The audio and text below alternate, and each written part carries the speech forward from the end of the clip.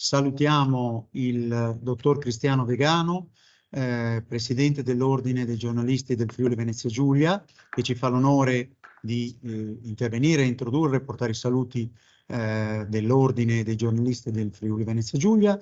Il dottor Cristiano Degano è anche stato giornalista RAI, è stato, dico, perché non è più, ecco, sono in pensione oltre ad avere incarichi anche a livello nazionale nell'ambito sempre dei giornalisti. Allora, la parola al dottor Cristiano Degano, presidente dell'Ordine dei giornalisti del Friuli Venezia Giulia, in questa iniziativa che intende fare un po' il punto sulle relazioni internazionali in un momento particolarmente critico come quello odierno.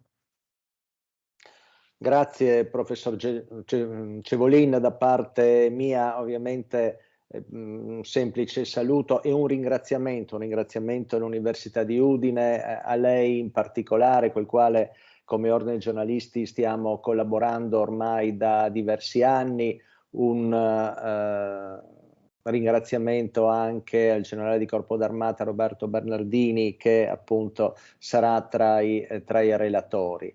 E questo un argomento di grandissima attualità, quello sulla geopolitica e le relazioni internazionali, ed è diventato di ulteriore attualità, di ulteriore importanza proprio negli ultimi giorni, perché quando è stato promosso questo incontro si riteneva di incentrarlo principalmente sulla crisi russo-ucraina, ma quanto è successo il 7 ottobre scorso in Israele aggiunge nuovi drammatici elementi agli approfondimenti che faranno sicuramente i nostri relatori. Le nuove guerre dall'Ucraina a Gaza stanno modificando forse per sempre gli equilibri in Europa, nel Medio Oriente, in un mondo che dalla fine della guerra fredda non è riuscito a trovare un nuovo assetto di convivenza se non di pace. Quindi un incontro di grande attualità, utilissimo agli studenti dell'Università di Udine e anche ai nostri colleghi che appunto partecipano e che sono collegati. Vorrei infine sottolineare l'importanza proprio della formazione professionale per noi giornalisti e permettetemi anche appunto l'importanza sempre del giornalismo, anche se negli ultimi anni con la rivoluzione digitale si parla sempre più di disintermediazione delle notizie, cioè che arrivano direttamente ai lettori e agli ascoltatori senza attraversare la mediazione del giornalista. Ecco, noi crediamo invece che soprattutto in un mondo dell'informazione affidato come oggi sempre di più ai social, agli algoritmi e ora anche all'intelligenza artificiale, è fondamentale invece il ruolo di chi è professionalmente formato, aggiornato e questo appunto è un'occasione di aggiornamento per accertare la fondatezza delle notizie, verificarne le fonti, certificarne la provenienza, di chi inoltre è tenuto al rispetto della deontologia professionale, tutti aspetti molto importanti anche e soprattutto quando si riportano fatti come quelli che stanno avvenendo in questo momento nel mondo. Quindi riteniamo che questo non sia un problema di difesa corporativa ma di democrazia, perché l'informazione corretta, affidabile, onesta è alla base anche della nostra democrazia. Quindi grazie ancora per questo vostro apporto, per questo corso che ci offrite e quindi buon lavoro a tutti quanti che seguiranno questo corso. Grazie professore. Allora, ringraziamo con un applauso il presidente Degano, al quale voglio dire, questo è anche l'incontro tra il presidente dell'Ordine dei giornalisti della regione Friuli Venezia Giulia e studenti che studiano scienze, tecnologie multimediali o relazioni pubbliche nell'ambito di un corso di diritto della comunicazione e dell'informazione o di diritto dell'informazione e dei media. E devo dire che ho fatto qualche verifica, nel senso che in qualche lezione ho chiesto se gli studenti erano informati di qualcosa che riguardava l'attualità, che riguardava ambiti giuridici anche molto importanti, stavamo studiando le fonti e così via, e in effetti purtroppo il riscontro è stato negativo, nel senso che a causa della mancata lettura dei quotidiani in carta stampata, diciamo poi alla fine, perché è vero che si possono leggere anche online, ma ho l'impressione che l'online sia un pochino residuale, in realtà non conoscevano le notizie delle prime pagine dei giornali, che erano notizie dedicate proprio ad aspetti istituzionali, ad aspetti giuridici. Quindi effettivamente il mondo nel quale si stanno preparando questi studenti è un mondo che pretende delle persone informate sul lavoro, ma se si rinuncia alla stampa certificata, diciamo, fatta da giornalisti, ecco, poi si rischia di, come mi è stato risposto, ho letto le notizie, però le notizie sono quelle che arrivano, non so, sul telefonino, su Google, e sono tra l'altro purtroppo notizie ripetitive che seguono un algoritmo che scodella sempre la stessa minestra. Infatti. E quindi è il contrario. Io ho detto che il telefonino è l'esatto contrario dell'università, dove all'università invece si imparano cose nuove, si viene a conoscenza di nuovi strumenti, di libri soprattutto, di riviste, per prepararsi sempre in maniera più rigorosa al futuro lavorativo, che è molto complicato di questi tempi. Bene, grazie ancora al Presidente dell'Ordine, che lascio libero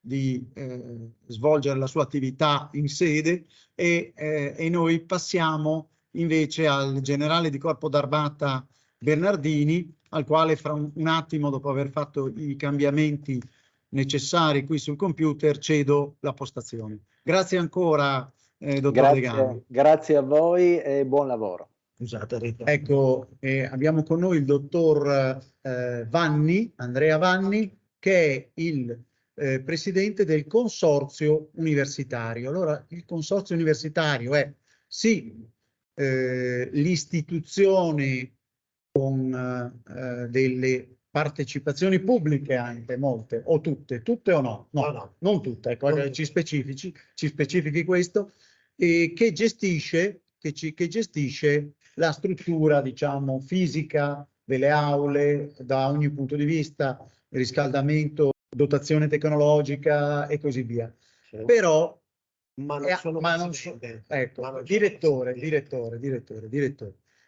Però come direttore ti occupi di queste cose qui, ma anche, diciamo, in realtà è un soggetto che ha visione e cerca di coinvolgere anche poi le diverse università o gli istituti tecnico-scientifici per erogare della didattica che serve per il territorio di Pordenone. Quindi non è solo un erogatore di servizio logistico. Ecco. La parola al dottor Vanni. Grazie soprattutto è ancora spento. Grazie mille, scusate il ritardo, ma oggi tra gli impegni istituzionali ho voluto incastrare anche questo saluto brevissimo, proprio per portarvi i saluti del Consorzio Universitario di Pordenone, che dicevamo è un mediatore, e quindi un mediatore culturale, in quanto all'interno del territorio pordenonese svolge quella funzione di garantire l'insediamento di corsi universitari che possano diventare eccellenze del territorio. Gli studenti che frequentano questi percorsi sanno come in tanti anni di esistenza del consorzio universitario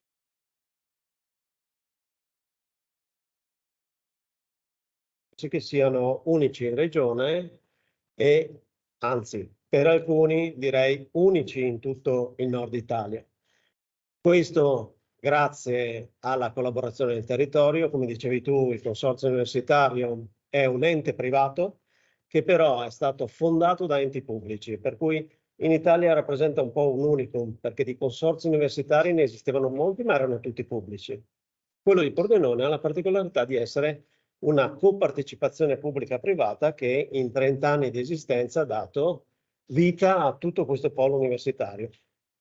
Grazie alla partecipazione del territorio, grazie alla collaborazione di prestigiosi enti e di tutti i docenti dell'Università di Udine, di Trieste, ISIA Roma Design, ITS Alto Adriatico, che sono i 4 soggetti che sono presenti qui, riusciamo a creare quel pacchetto formativo di eccellenza che rappresenta un unicum in regione e un po' in tutto il nord-est.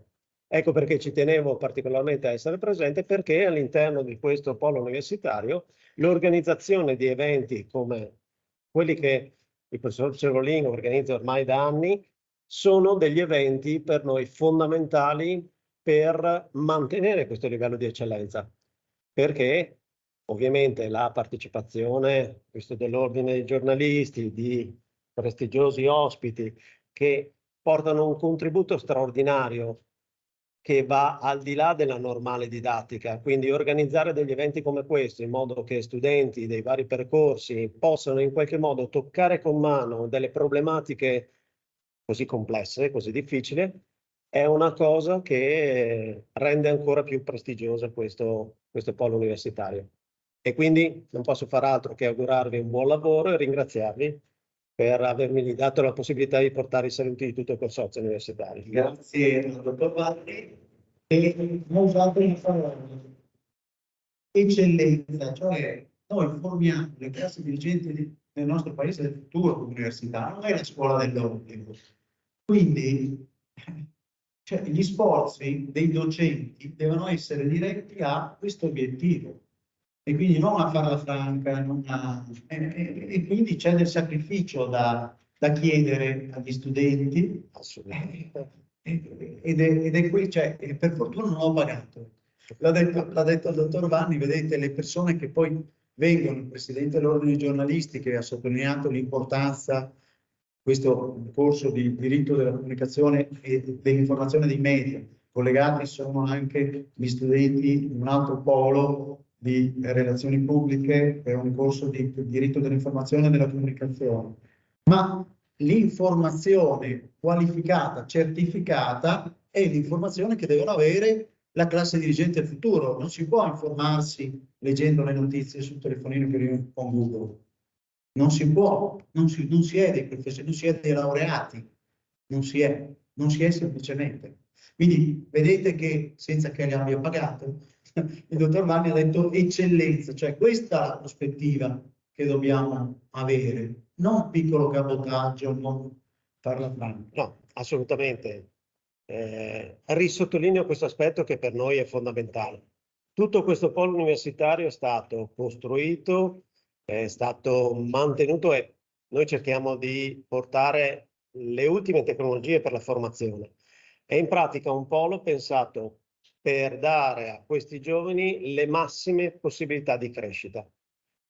Tra i soci del consorzio ci sono anche alcune aziende e c'è comunque Confindustria Alto Adriatico che rappresenta un po' tutte le grandi e medie aziende del nostro territorio. Ci chiedono un'unica cosa, delle figure professionali altamente formate. Tutto il percorso che voi fate qui dentro deve essere mirato all'eccellenza, ovviamente, ma a ottenere i massimi risultati per voi stessi, perché voi siete il futuro di tutto il nostro territorio, delle nostre aziende e rappresentate il senso dell'esistenza stessa di questo polo universitario. Ecco perché ogni occasione come questa mi è gradita proprio per dare ai ragazzi un messaggio di forte crescita. Come diceva il professor Cevolin, non siete qui per soddisfare i desideri di nessuno se non quelli di voi stessi.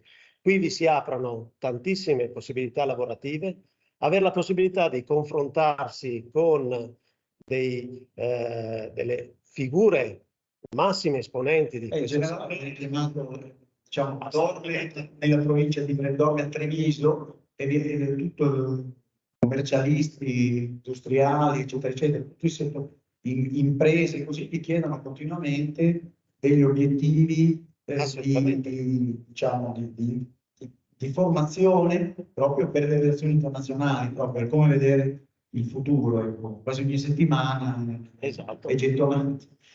E proprio per questo la possibilità di organizzare eventi come questi per noi è fondamentale. Quindi Bene, grazie al dottor Valli, che ringraziamo con un applauso, e adesso passiamo subito ai suoi impegni e passiamo subito al generale di Corpo d'Armata Roberto Bernardini, che è qui per fare la sua relazione, userà anche delle cartine, vediamo se riusciamo a condividerle. Sì, intanto vi chiederete ma cosa ci fa uno che viene definito generale in università. Diciamo che io collaboro con Istoria, che è la società del professor Cevolin, si sente niente, no? Sì. Che è una società di geopolitica fondata dal professor Cevolin. Nell'89. Nell'89. Ecco, c'hai il... Fammi dire più parole. Perfetto. Benissimo. E quindi ho inteso, collaborando con Cevolin, anche con la vostra università, perché da vari anni facciamo corsi di geopolitica e seminari di geopolitica.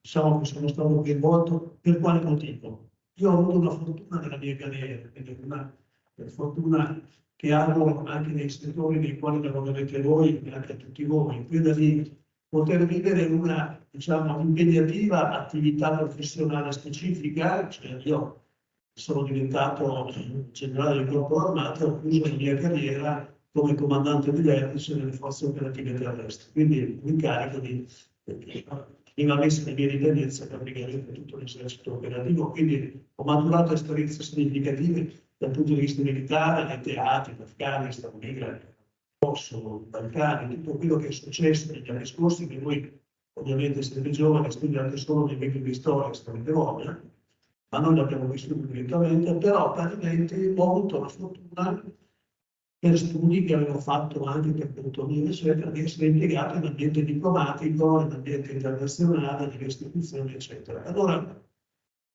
quando poi si è avvicinato il momento per me di lasciare il servizio attivo, ho detto voglio restituire un po' di quello che ho imparato da questo punto di vista senza nessuna presunzione. E siccome l'attività di geopolitica e relazioni internazionali è sempre stato il mio pallino fino a quando avevo la vostra età, ho maturato anche una certa, diciamo, conoscenza, esperienza, competenza che mi riconoscono. Io non ho mai proposto nulla a nessuno, sono sempre venuti a chiamarmi, perché il professor Cevolin è successo così la prima volta, e mi chiedono di valutare. Adesso è diventata quasi una seconda professione, per cui per questo motivo sono venuti che sono ucraini e poi questa presente adesso in Oriente, sia anche all'evoluzione un pochino del mondo economico soprattutto. Quindi quello che io vi dirò oggi ha più una prevalenza di carattere economico piuttosto che di carattere politico in generale. Faremo quindi riferimento a questa leadership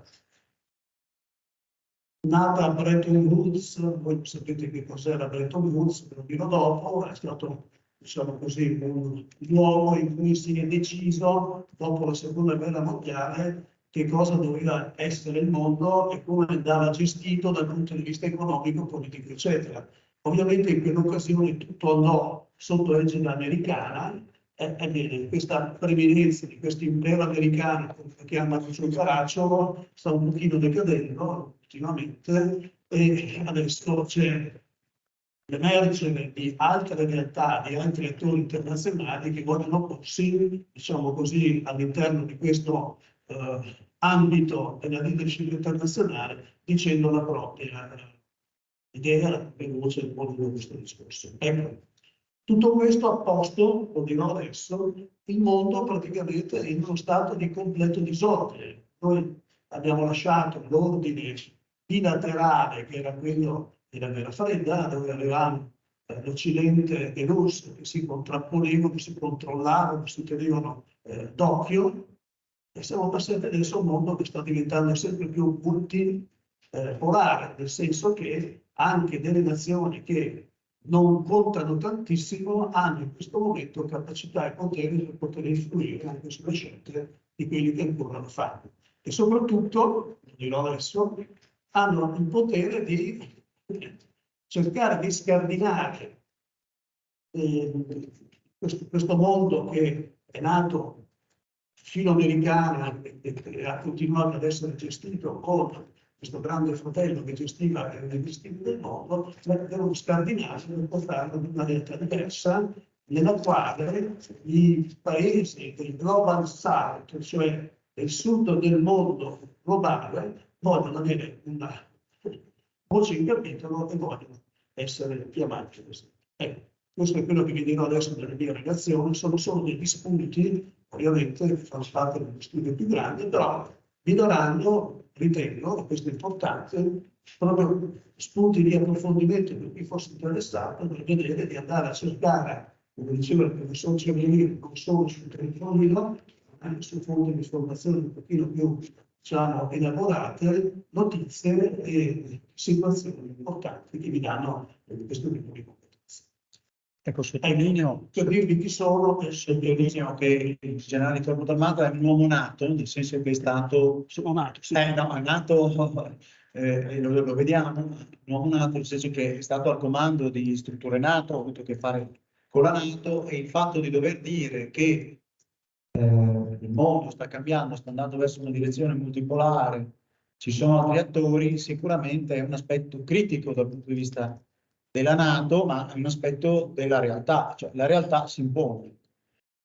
Sì, perché tutte le istituzioni non sono eterne nella loro impostazione. Le istituzioni devono aggiornarsi e se il mondo cambia, anche le istituzioni devono cambiare. Prima fra tutte, per esempio, quella che sta dando problemi continui, che è l'Organizzazione delle Nazioni Unite. L'ONU è totalmente inefficace, e non lo dico io, lo dicono quelli che lavorano all'ONU stessi, perché non riesce ad avere nessuna voce in capitolo in nulla. Voi vedete con questa crisi medio orientale che è uscita fuori la settimana scorsa, l'ONU cosa fa, cosa sta facendo, cosa può fare? Poco o niente, perché l'ONU negli anni, diciamo così, è stata considerata semplicemente un ente morale che faceva delle risoluzioni che poi nessuno più o meno applicava in maniera significativa o che applicava semplicemente quando conveniva a determinate potenze. Mi hanno mandato proprio oggi un documento emesso sotto il profilo dei diritti umani da parte dell'ONU, un documento che era importante, che tracciava determinate diciamo, attenzioni su problemi che ci sono per quanto riguarda i diritti umani in tutte le crisi attualmente in atto, quindi non solo in Palestina, non solo in Medio Oriente, ma anche in Ucraina, in altri posti, eccetera, eccetera. È un documento della fine dell'anno scorso, nessuno ne aveva mai parlato.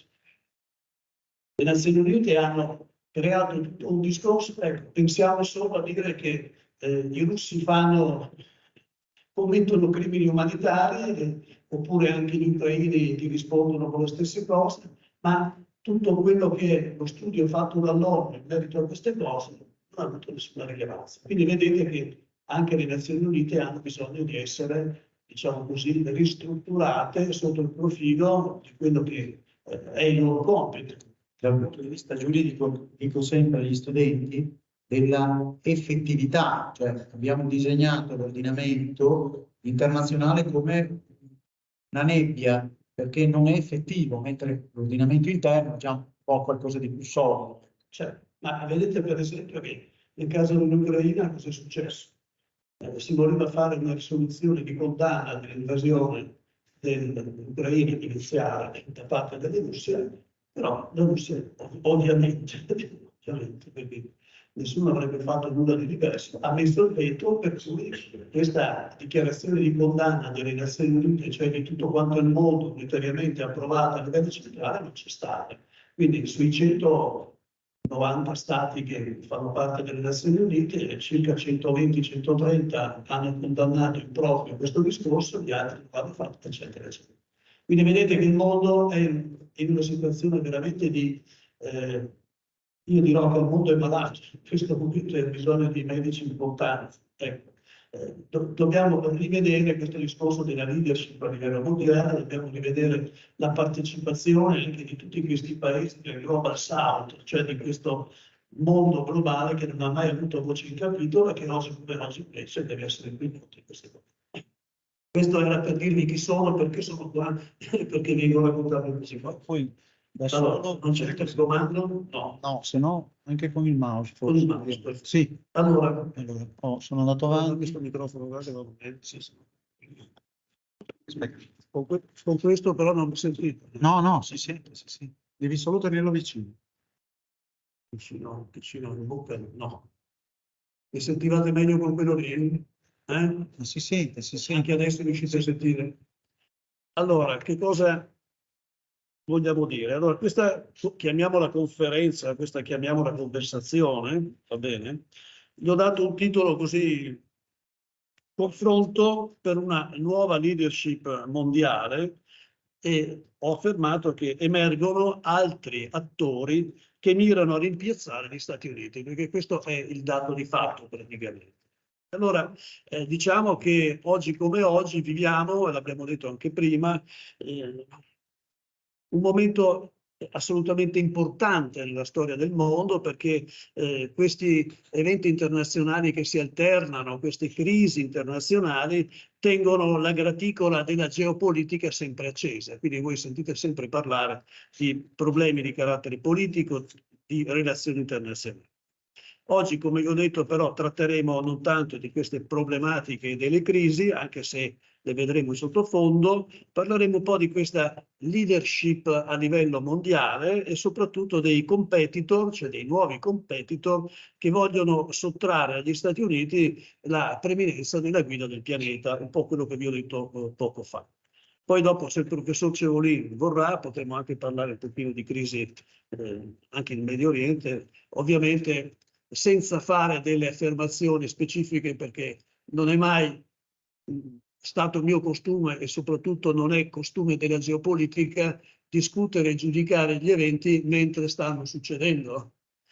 Noi non sappiamo quello che è successo, e è successo anche troppo, devo dire, la settimana scorsa per quanto riguarda la crisi in Medio Oriente. Non sappiamo però che cosa succederà da domani in poi, perché il tutto è nelle decisioni sia di Israele, ma non del tutto, ma soprattutto della politica internazionale, che dovrà riuscire a comporre situazioni diplomatiche, diciamo così, idonee ad evitare un inutile massacro che non porterebbe da nessuna parte, come stanno dicendo un pochino tutti e come ha detto anche il presidente Biden proprio oggi, dove abbiamo visto il telegiornale. Allora, telecomando e questo. Perfetto. Basta che clicchi e vanno avanti. No, qui sei già andato avanti. Vado indietro, vado indietro. Vado indietro. Torniamo anche qua. Ecco qua. Allora, il tema l'avete visto, questo confronto sulla leadership mondiale. Allora, diciamo che emergono altri attori, anche questo l'abbiamo detto, si vogliono rimpiazzare gli Stati Uniti ed è il dato di fatto, però affermiamo subito che chi si occupa di queste cose, cioè gli analisti di geopolitica e di relazioni internazionali, hanno individuato anche in tutta questa realtà una sindrome d'Occidente, come l'hanno chiamata, una sindrome d'Occidente che caratterizza in questo periodo gli stati occidentali. Diciamo che è un concetto oramai consolidato questo della sindrome, perché la leadership dell'Occidente sul pianeta è in forte declino. L'attuale leadership sul pianeta è in forte declino, quindi viene continuamente messa in discussione assieme alla delegittimazione di quell'impero americano di cui il nostro amico Lucio Caracciolo spesso parla e spesso scrive anche sull'Imes. Questo impero americano che sotto certi aspetti si sta un po' sgretolando e che comunque sta riducendo quelle che sono le sue aspettative e i suoi obiettivi. E allora diciamo che una delle cause di questa situazione critica nella quale ci troviamo è proprio la crisi, l'ho ricordato anche prima, di questi organismi internazionali e delle connesse relazioni internazionali che si tessono fra gli stati e che la collettività in questo periodo sta con grande difficoltà vivendo.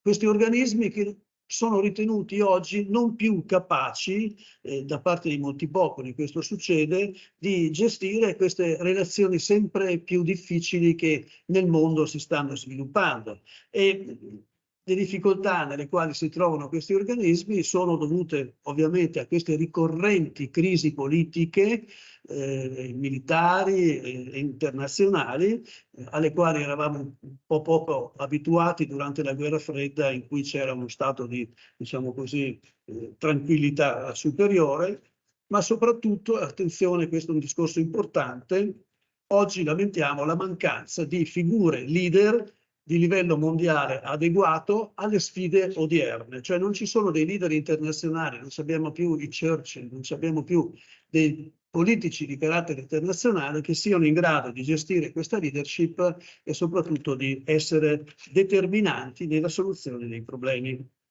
Ora, vedete, per quanto riguarda le condizioni per il funzionamento degli organismi internazionali, ci sono delle condizioni specifiche che dovevano essere soddisfatte. E allora sono 4 principalmente. Il riconoscimento globale della loro legittimità. Non tutti gli Stati riconoscono la legittimità di questi organismi internazionali e questo è già un problema. Secondo aspetto, la disponibilità da parte degli Stati ad operare, cioè a farsi rappresentare da questi organismi internazionali, perché molte nazioni non sono più disposte a rinunciare alla propria sovranità, perché per farmi rappresentare io devo delegare, devo rinunciare a parte della mia sovranità. Poi è maturata sempre di più negli ultimi decenni la convinzione da parte di molti popoli che questi organismi internazionali non agiscono per il bene collettivo. Non si crede più che siano lì per fare il bene dei vari popoli, ma si crede sempre di più che siano lì per fare il bene solo di alcuni che hanno uno specifico interesse. E poi dopo c'è un discorso finale proprio della fiducia diretta su questi organismi, che è quello della trasparenza, e non tutti sono più convinti che siano degli organismi trasparenti che fanno, ripeto, il bene dei popoli. Allora, queste condizioni sono delle condizioni, diciamo così, che in modi diversi sono avvenute largamente meno, soprattutto negli ultimi anni. Non ci sono più, o comunque non sono più così significative da poter coinvogliare le idee di tutti i popoli su questo concetto. E allora tutti quanti continuano a dire in questo periodo che si impone una modifica della leadership mondiale che è preposta alla gestione, attraverso questi organismi internazionali anche, di quella che è la gestione del mondo. Una leadership che per essere tale, per essere capace di gestire il mondo, deve essere forte, riconosciuta e soprattutto accettata. Cosa che oggi non c'è più. Ripeto, per parlare del periodo della guerra fredda, all'epoca c'erano 2 leadership, quella occidentale che faceva capo agli americani e quella sovietica che faceva capo all'URSS, l'Unione Sovietica. Ed erano 2 leadership assolutamente riconosciute da tutte le sfere di influenza dei popoli, perché tutto il mondo occidentale si riconosceva nel leader americano, tutto il mondo facente capo all'URSS, parte anche del cosiddetto terzo mondo, faceva riferimento all'URSS. Ebbene, queste figure non ci sono più. Allora, oggi, dopo la perdita anche dell'ultima leadership, quella americana, che dopo la fine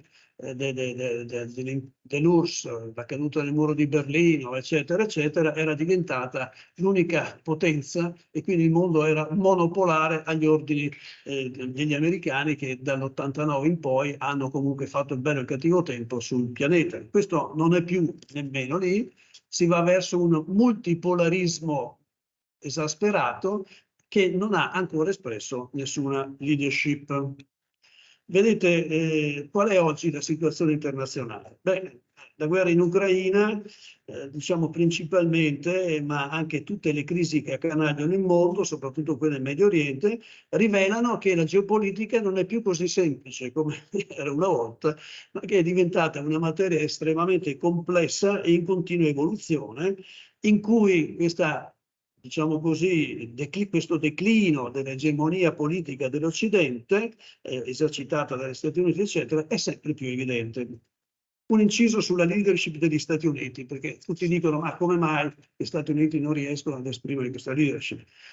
La situazione che c'è in America l'avete un pochino seguita, tutte le vicende di Trump con il Campidoglio, tutto quello che è successo, hanno un pochino fatto scadere quella alea di tempio della democrazia che si pensava fossero gli Stati Uniti. Cioè, diciamo che oggi come oggi, se in America i repubblicani potessero presentare un candidato presidenziale diverso da Donald Trump, sconfiggerebbero facilmente Joe Biden, ma questo candidato non ce l'hanno. Sì, hanno qualcuno che si candida, ma non hanno una figura che raggiunga, se non altro nei sondaggi, quello che ha raggiunto Trump.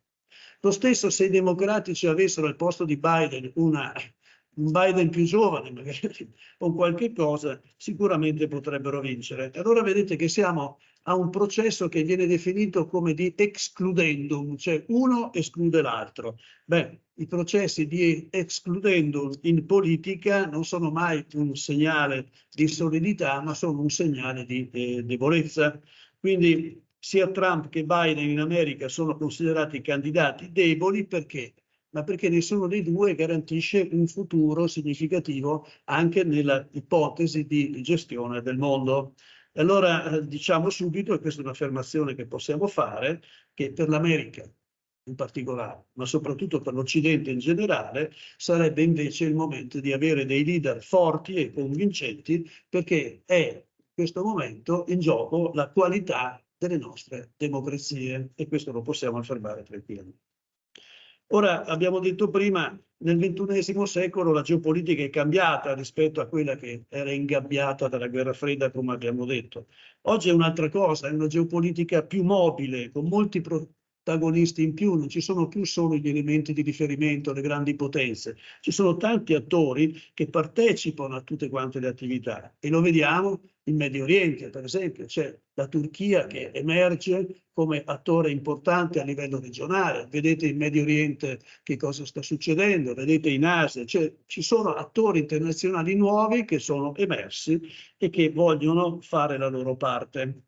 Quindi questa guerra in Ucraina ci sta dicendo, per esempio, che la situazione è di caos, per ora abbastanza controllato, ma non si sa per quanto.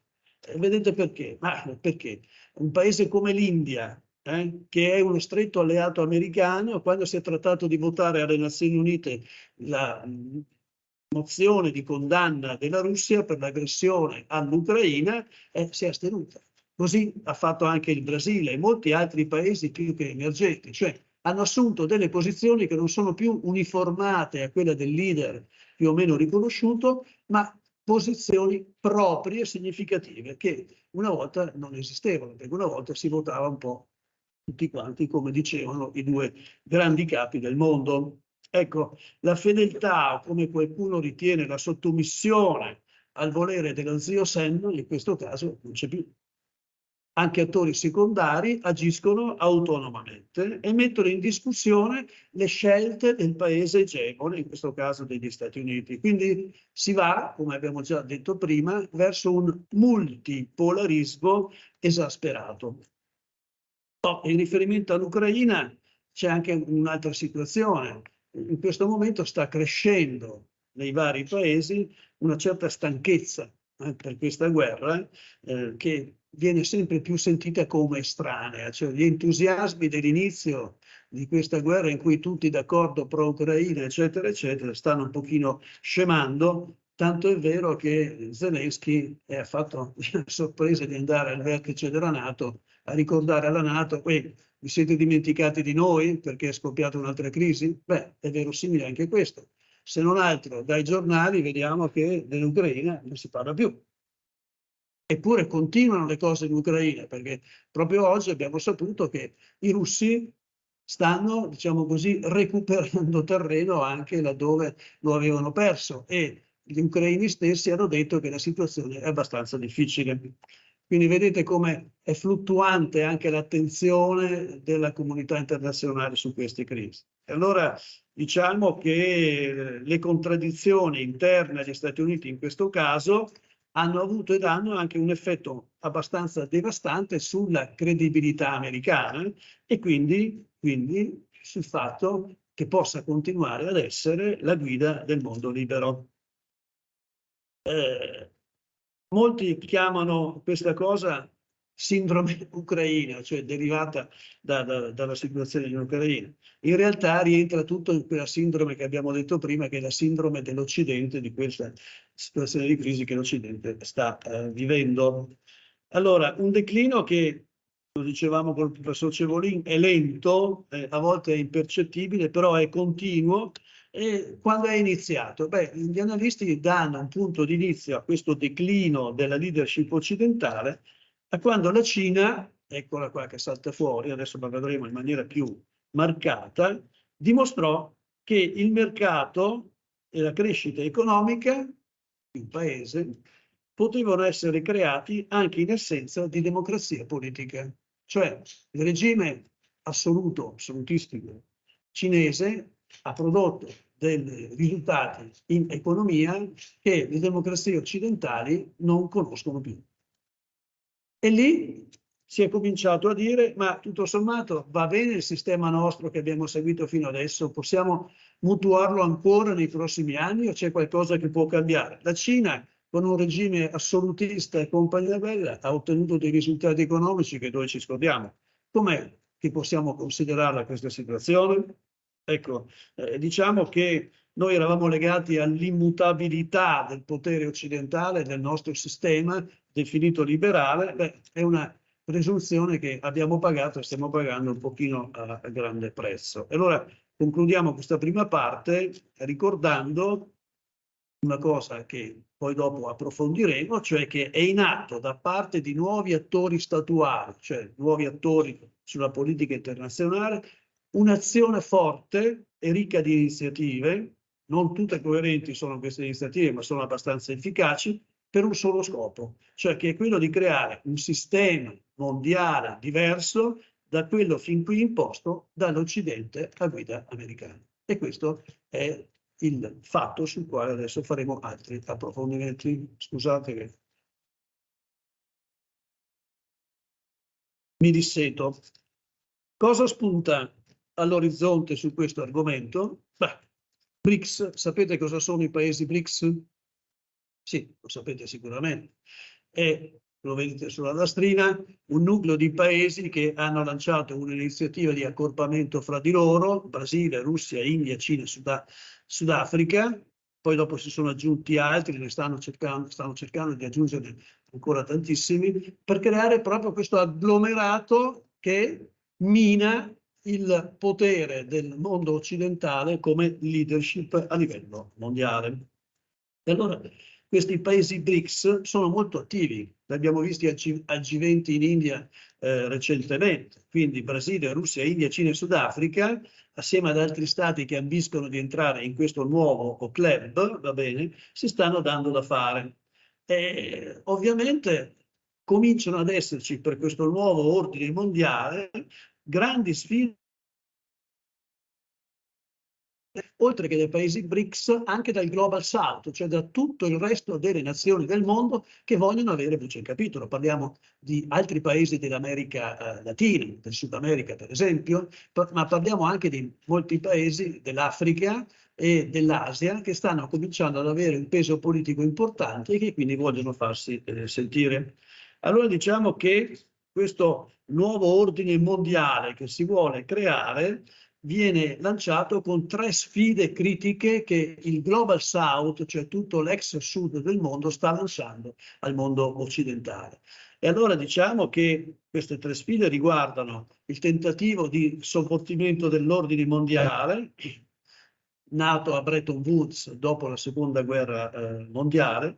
Un secondo aspetto che è estremamente importante è la de-dollarizzazione, cioè rinunciare al dollaro come moneta di riferimento e cercare altre monete che siano più significative per questi paesi emergenti piuttosto che per noi che siamo legati al dollaro a doppia mandata da tanto tempo.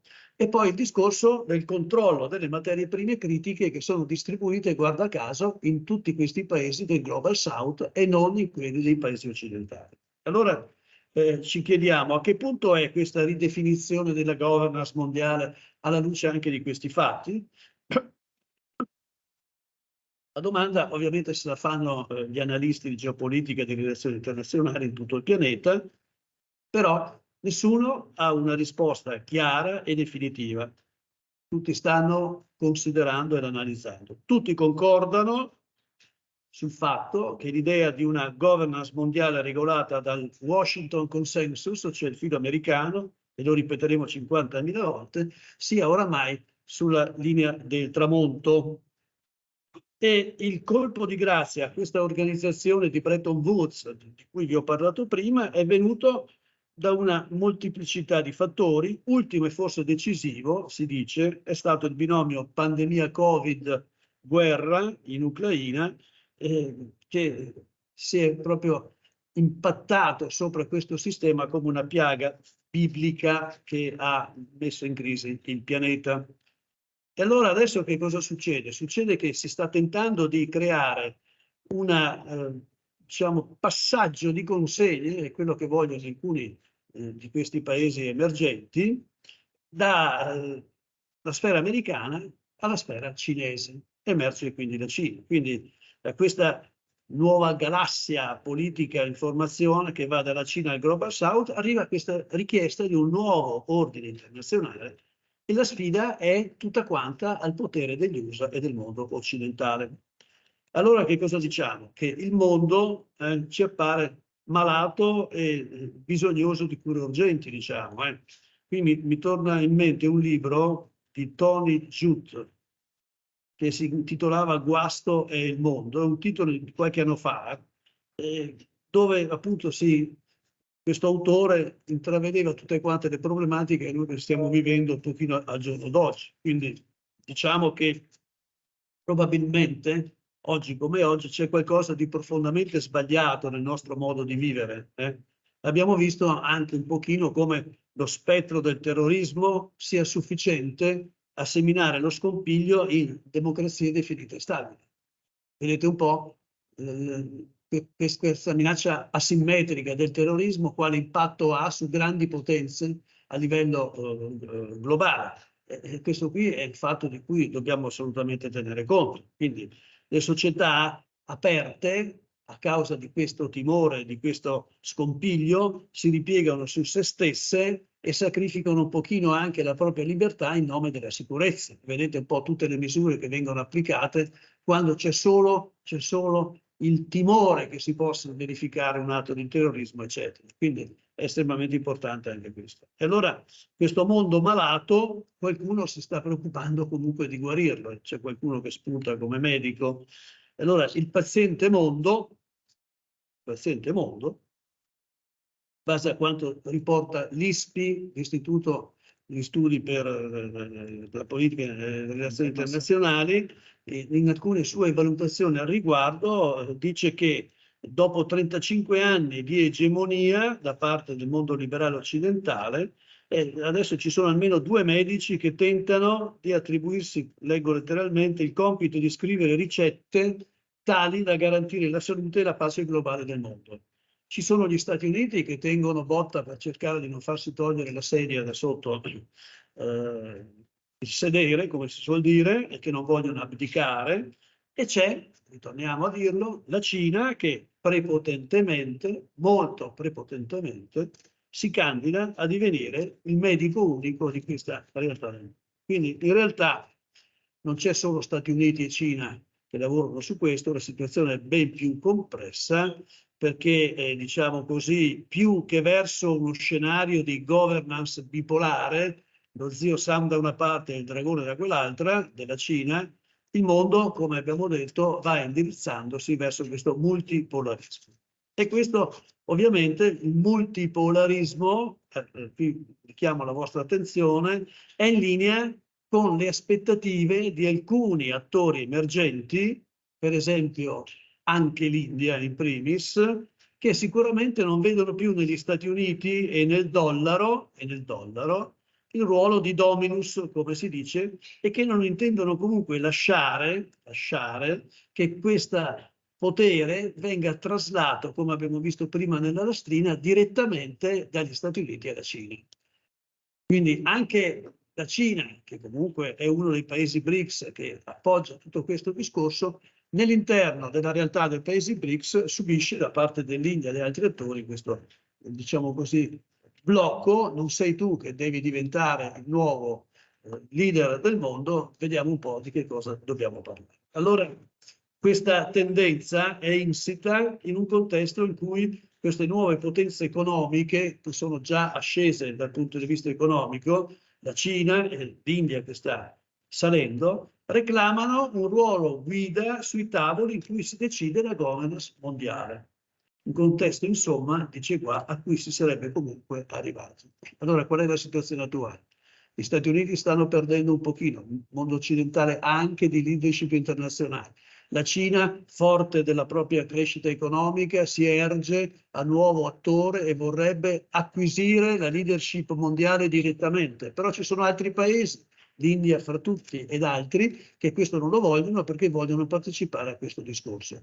Per cui il bipolarismo nuovo che i cinesi vorrebbero con gli Stati Uniti in calo e loro in crescita, viene osteggiato da tutti gli altri paesi del Global South che intendono invece passare ad un multipolarismo esasperato. Ora vedete, questa è una cosa che crea ulteriore scompiglio, ulteriore disordine. Quello che va rimarcato che cos'è? È che c'è una grande velocità in questi cambiamenti e questa velocità è sorprendente perché è una velocità che è stata innescata dalle crisi recenti. Qualcuno dice la stessa crisi in Ucraina, che non è stata solo guerra lì, ma uno sconvolgimento anche dei mercati a livello internazionale. E poi dopo quella che è in atto ormai da qualche anno, la guerra economica tra USA e Cina, sui chip, magari domani potrebbe essere anche su Taiwan, che è un'altra delle crisi militari sempre, diciamo così, a po' da quelle parti. Riforma dell'ONU, l'abbiamo già detto prima, abbiamo detto che la riforma dell'ONU è assolutamente necessaria, così come quella delle istituzioni internazionali, perché l'ONU non riesce a decidere, ma soprattutto non riesce ad imporre nulla, perché l'ONU non ha forza militare, non ha forza politica, è solamente un ente che può fare queste, diciamo così, esortazioni ai popoli di buona volontà per risolvere le crisi internazionali. E allora anche l'ONU deve essere messa a posto.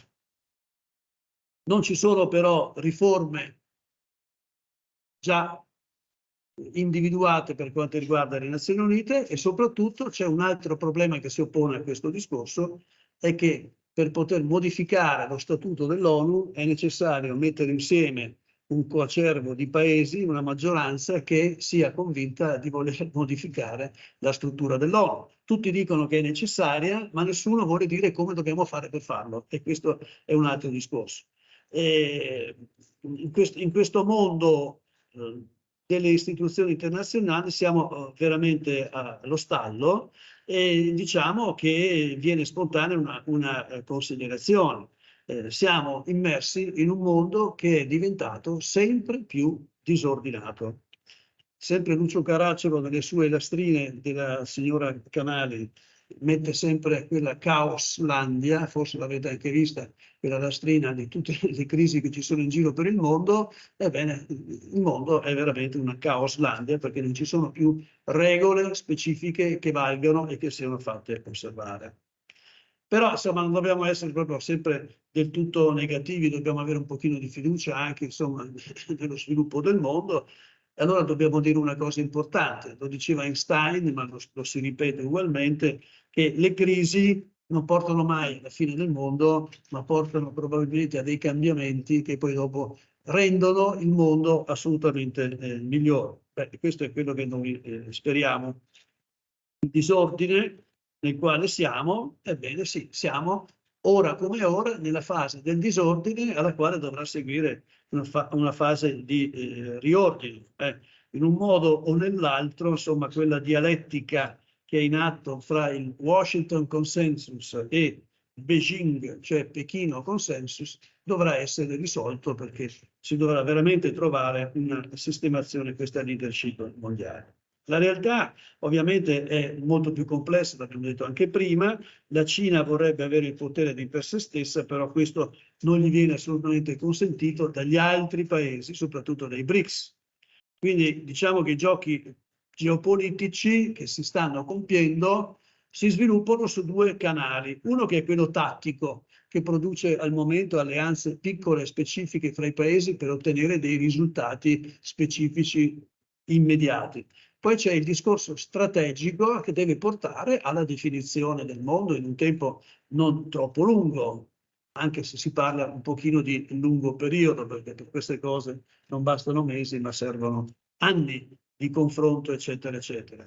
Ebbene, questo, diciamo, lavoro strategico di lungo periodo che o risolve le crisi e ce le riporta a soluzione, oppure produce nuova conflittualità. È un po' quello che è sempre successo anche nello scoppio delle grandi guerre mondiali o dei grandi conflitti. Nel momento in cui non si riesce più con la diplomazia, con le relazioni a trovare delle soluzioni, viene fuori il conflitto. E questo è quello che si cerca veramente di evitare anche in questi giorni.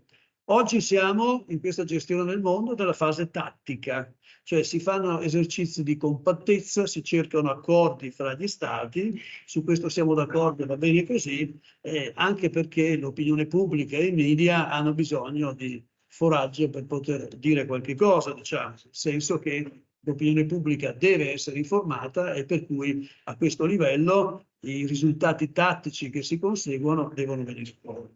L'impatto mediatico, come al solito, è estremamente importante, soprattutto per tenere accesa la fiamma della diciamo, attenzione dei popoli e quindi anche il loro consenso. E allora diciamo che su questo discorso quello che mette d'accordo tutti è la questione della fine dell'ordine del dollaro. Il dollaro nel Global South non lo si vuole più.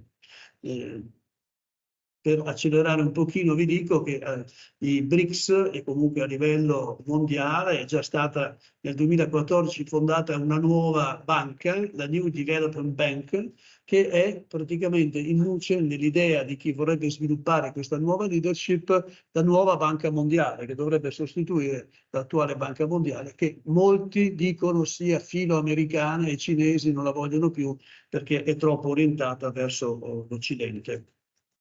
Questa banca è estremamente importante, adesso la presidente è l'ex presidente del Brasile e quindi vi fa vedere che praticamente c'è un grande interesse anche di svilupparla per portare all'interno di questa realtà tutti i paesi del Global South, invece che farli andare sulla banca mondiale, metterli in questa nuova banca che segue dei principi assolutamente diversi.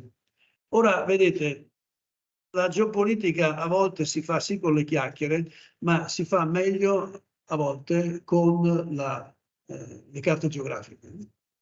Allora, vedete, questa è la vecchia mappa dell'ordine mondiale, nord e sud del mondo.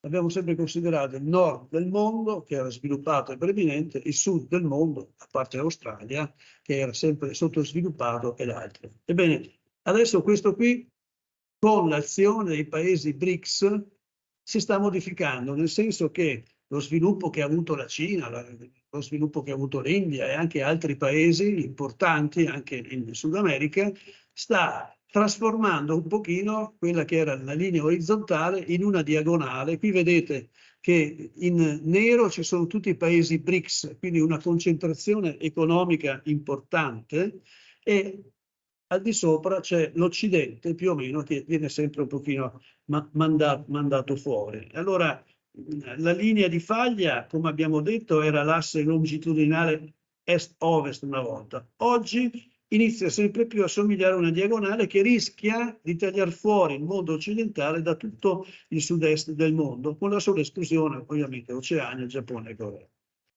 È un'osservazione importante. Questa diagonale ha due caratteristiche, questa linea diagonale, fortemente strategiche. Poi perché? Perché è fatta, questa diagonale, dai paesi titolari della gran parte delle risorse naturali a livello mondiale.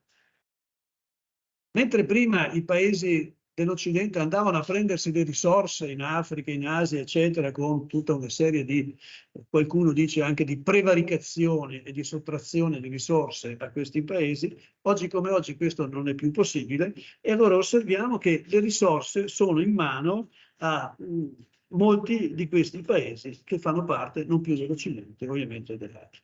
Non parliamo solo di idrocarburi ovviamente, perché pensiamo Venezuela, Arabia Saudita d'accordo di idrocarburi, ma anche le terre rare che in Africa e Sud America sono presenti. E poi dopo c'è un altro aspetto: i paesi che compongono questa nuova realtà sono quelli più popolosi, pensiamo all'Africa, quindi con un ulteriore incremento, in prospettiva di forte incremento demografico. E oggi come oggi geopoliticamente è riconosciuto che l'incremento demografico è forza per gli stati, mentre una volta la sovrappopolazione era un problema, oggi come oggi in India e in Cina si sta cercando di riaumentare la popolazione, hanno tagliato via il figlio unico che non c'è più. E allora, quali sono le parole d'ordine che hanno dato per questo nuovo problema quelli del mondo Global South che vogliono avere la leadership? La prima è: il sud del mondo deve cominciare a contare e a contare parecchio. La banca, che abbiamo detto prima, la NDB, sta cercando di far entrare dentro tutti quanti i paesi in maniera da avere una forza significativa proprio di imposizione delle proprie scelte a livello mondiale. Il Brasile è molto attivo, paese BRICS, in questa cosa, anche perché con questo sistema, attenzione, questo è intelligence, si cerca anche di penetrare attraverso il Brasile in quei paesi che sono intorno agli Stati Uniti praticamente. E quindi è visto anche come un mezzo di penetrazione nel giardino di casa degli Stati Uniti, quindi è un altro tentativo di diminuirne la forza e le altre cose. Quindi è un attacco diretto, in questo caso con questa banca, all'impero americano e alla de-dollarizzazione di cui parleremo prima. E allora diciamo che si mettono sempre più insieme questi stati per creare una forza estremamente importante. L'Argentina, per esempio, in Sud America viene portata dentro questo discorso, e l'Argentina è un paese importante insieme al Venezuela e agli altri che stanno lì. Questo in termini di aggregazioni politiche e forza quindi politica. In termini monetari, beh, la parola d'ordine numero 2 è quella del eliminiamo il dollaro. E allora eliminiamo il dollaro cosa significa? Significa che bisogna modificare la moneta di riferimento per quanto riguarda le transazioni a livello internazionale. Ora, vedete, qualcuno dice, ma questi BRICS che cosa rappresentano? Beh, diciamo che le economie dei BRICS rappresentano, oggi come oggi, un quarto del PIL mondiale, e se riescono ad aggregare tutti quanti gli altri stati, ovviamente supereranno anche il PIL del G7. Il G7 sapete che è quella aggregazione dei paesi dell'Occidente che si riuniscono ogni tanto per decidere le loro cose. Diciamo che è una forza che potrebbe ambire, se coordinata, l'obiettivo di raggiungere addirittura il 30% del portafoglio dei prestiti, non più in dollari, ma in valute locali. Oggi come oggi questi prestiti a livello mondiale vengono realizzati per il 22%, non più in dollari. Fino a 10 anni fa assolutamente non c'era questa possibilità. Quindi questa de-dollarizzazione ha due obiettivi. Un obiettivo primo politico, ovviamente, e un altro strettamente finanziario, che è finalizzato a interrompere questa dipendenza dal dollaro. Io non sono esperto del settore, per cui vi riporto le cose che ho acquisito come informazione. Diciamo che allora questa NDB, quella banca di cui abbiamo parlato prima, vuole sostituire il dollaro con tutta una serie di valute locali da utilizzare per regolare il commercio.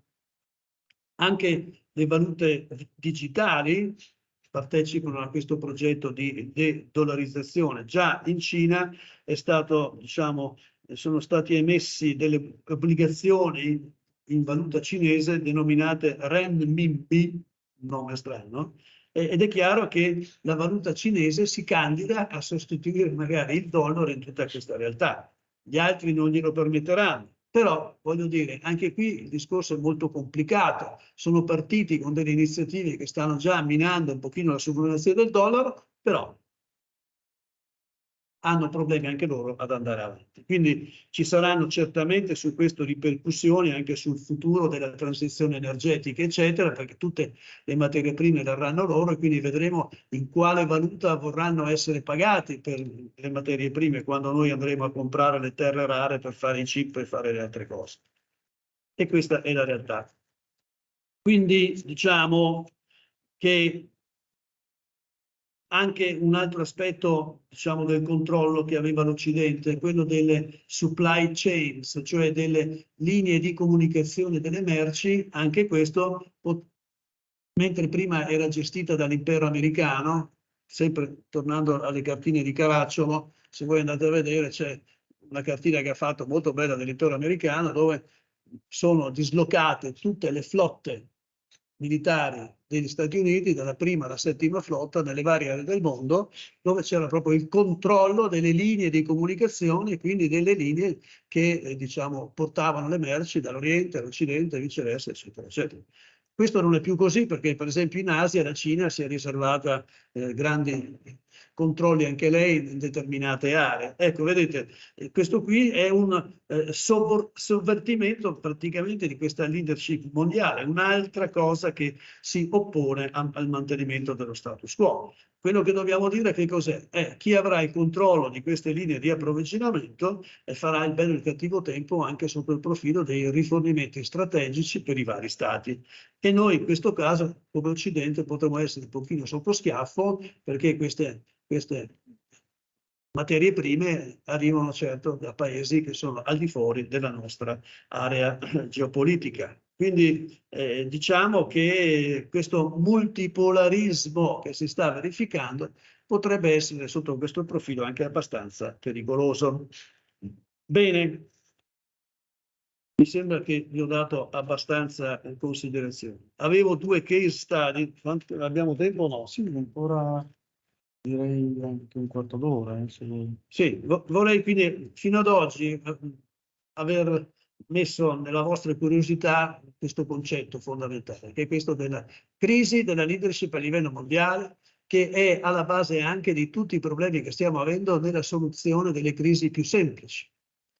Vedete un po' adesso per la crisi in Medio Oriente si stanno agitando tutti, abbiamo tutti i paesi dagli Stati Uniti all'Europa tutto sommato, non in quanto tale ma anche come paesi singoli. Il nostro ministro degli esteri è andato in Egitto, è andato in Israele, tutti si muovono, tutti fanno eccetera, non c'è un unico pensiero diciamo da questo punto di vista. Quindi questo multipolarismo da un lato porta tante energie diciamo, per cercare di risolvere i problemi, dall'altro può creare dei problemi sotto il profilo proprio del coordinamento, perché non sempre il coordinamento avviene e non sempre gli stati vogliono confidarsi con gli altri per dire quello che fanno. Ora, i 2 paesi emergenti nel discorso dei BRICS, di cui vi ho parlato prima, e che sono quelli che conducono le danze, se vogliamo, un pochino in questa ricerca della nuova leadership a livello mondiale, sono la Cina e praticamente l'India. Ora, la Cina, che ha avuto questa crescita esponenziale sotto il profilo economico, adesso è un pochino in difficoltà per tutta una serie di problemi, però ha sempre un tasso di crescita che noi ci sogniamo anche scusate, nei tempi nostri migliori. Diciamo che la Cina è in crisi, però vorremmo noi avere il tasso di crescita che la crisi in Cina ha in questo momento. Allora diciamo che dobbiamo però dire che se la Cina è in crisi, questo rischia di mettere in ulteriore crisi anche il nostro mondo, perché oramai noi abbiamo portato in Cina buona parte delle nostre, diciamo così, industrie che sono diventate dipendenti dai prodotti cinesi. Abbiamo comprato in Cina tantissime cose, la Cina era il negozio del mondo considerato fino a qualche tempo fa, adesso stiamo cercando di sganciarci, però siamo sempre molto legati a questo discorso. E allora se l'economia cinese non cresce più è un problema anche per noi. È un problema perché mentre da noi c'è l'inflazione, in questo momento in Cina c'è la deflazione, cioè i prezzi invece di aumentare diminuiscono, e questo non è un buon segnale per uno sviluppo di un'economia, per cui siamo molto preoccupati, guarda caso, anche dell'economia dei cinesi.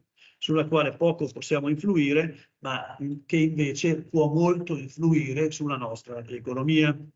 E allora diciamo che c'è anche un fattore demografico in Cina, cioè l'invecchiamento. In Cina non sono riusciti a ricominciare ad avere figli come una volta, il problema del figlio unico è stato eliminato, però non ha dato nessun risultato. E allora l'Economist, conoscete la rivista Economist, ha detto che la Cina è invecchiata purtroppo prima di essere diventata ricca. Noi, l'Occidente è invecchiato dopo che era diventato ricco, per cui ancora tiene botta, invece la Cina no. Ecco, e questo è un suo problema che dovrà comunque risolvere e stanno cercando di ritornare su. Per quanto riguarda l'India, quindi per concludere, Cina, un'economia in crisi, però forte nell'ambito dei paesi BRICS ed è l'elemento trainante in questo progetto di leadership mondiale sottratta agli Stati Uniti. L'India ha fatto una bellissima figura al G20 ultimo di Nuova Delhi. Chi ha seguito un pochino il discorso ha visto che tutti si sono complimentati con l'India, soprattutto per i risultati economici che ha raggiunto e sulle capacità dimostrate da vari punti di vista. L'India mi sembra che abbia portato sulla Luna un proprio macchinario, chiamiamolo così, mentre la Cina ha fallito nello stesso discorso. Per cui voglio dire, vedete che gli indiani sotto il profilo tecnologico si stanno portando a dei livelli molto importanti. Quindi sono pronti per un confronto e sono pronti anche per un confronto su quelle che erano, diciamo, il fiore all'occhiello della Cina, cioè le vie della seta. Ricordate quel progetto delle Belt and Road Initiative, le BRI famose, alle quali noi abbiamo aderito direttamente. Il ministro Di Maio, che avevamo all'epoca, entusiasta, mise subito l'Italia dentro, facendo arrabbiare molto gli americani che ancora pensavano di dover dare loro il permesso a un paese come l'Italia per aderire a questo discorso. Gli altri governi nostri poi che sono venuti dopo hanno un po' ridimensionato questo discorso. Adesso la Premier Meloni ha detto ai cinesi che noi usciamo dalle vie della seta anche se rimaniamo nel progetto, eccetera, eccetera. Ebbene, si sta cercando di, e qui vedete la contrapposizione interna ai BRICS fra India e Cina anche, si sta cercando di rompere un pochino questa supremazia di queste vie della seta, importanti perché arrivavano fino anche in Sud America sotto certi aspetti, partendo dalla Cina, con una nuova iniziativa che, guarda caso, gli americani appoggiano, che è lanciata in funzione di contrasto alla iniziativa cinese. Cinesi e indiani sono amici nell'ambito dei BRICS, però quando poi si tratta della supremazia dell'uno o dell'altro si combattono anche fra di loro, quindi lotta senza esclusione di colpi, tattiche e strategie diverse, però ciascuno opera per se stesso. E allora abbiamo questa nuova, la Cina l'abbiamo vista, l'India l'abbiamo vista, eccola qua.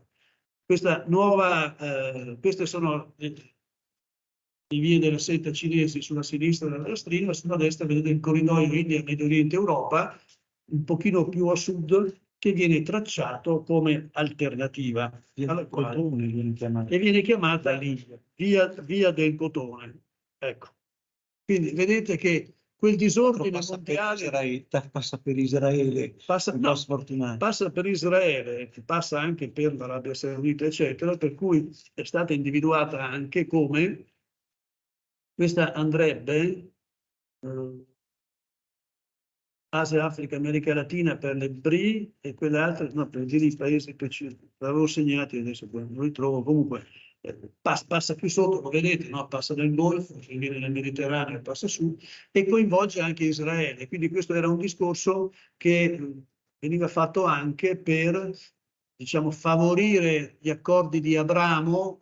Avete sentito parlare, no? Gli accordi di Abramo sono quelli che Israele con l'Arabia Saudita stavano facendo e che adesso a causa della crisi si sono congelati, eccetera, eccetera, per migliorare le loro relazioni. Ebbene, favoriva anche questo discorso perché coinvolgendo anche Israele in questo discorso, poteva andare. Bene.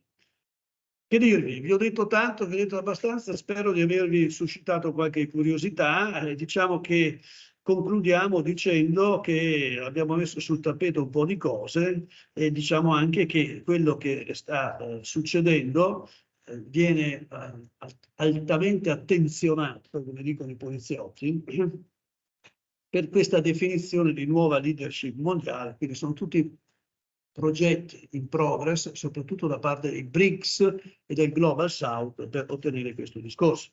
Però avete visto che non ho fatto affermazioni, neanche individuato quale potrà essere la soluzione che scaturirà da tutto questo bailam, da tutta questa confusione che stiamo vivendo nel mondo. Il risultato finale di questo esercizio, di questo progetto al quale partecipano tutti questi paesi, lo vedremo probabilmente fra qualche anno.